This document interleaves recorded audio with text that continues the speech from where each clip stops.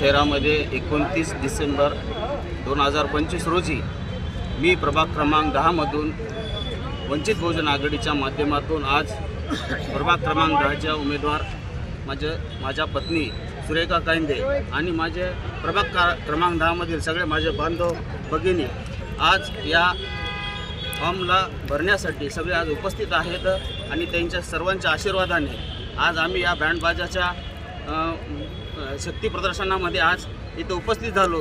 नक्कीच येणाऱ्या 16 जानेवारीला हाच शक्ती प्रदर्शनामध्ये विजयाचा गुलाल 10 तारखेला आम्ही प्रभाग क्रमांक 10 मध्ये नेऊ।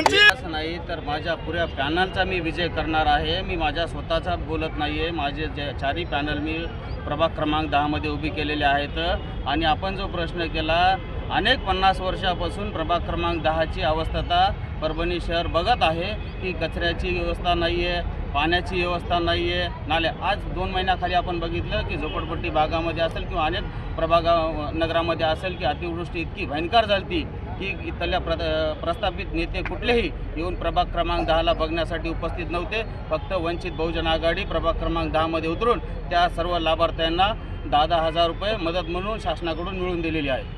वरच्या नगरपालिकेत सुद्धा युती होणार आहे का? बघा, आदरणीय बाळासाहेब आंबेडकर यांचा निर्णय घेत असतात। मुंबईची जी महानगरपालिका आहे ती स्वतः बाळासाहेबांचे विचारानं झालेली आहे ती युती।